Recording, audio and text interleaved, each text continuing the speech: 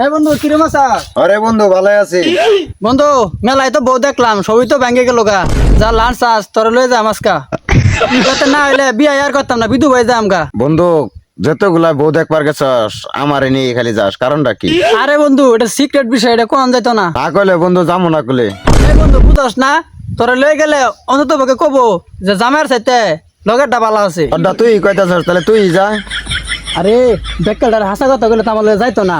ওর সাথে যে আমার চেহারা পালা এটা দেখে তো আমার বেটিটা বিয়া দিব। এই বন্ধু হাতে এত কথা বাদ দিয়ে কই গেলি রে জ্ঞানদি? তোরে পাত্র বকে দেখবার আইতাছে, তাড়াতাড়ি এসো। আমার কথা তো সবই শুনলেন, এখন আন্যকর মেয়ের বিষয়ে কিছু একটা বলেন।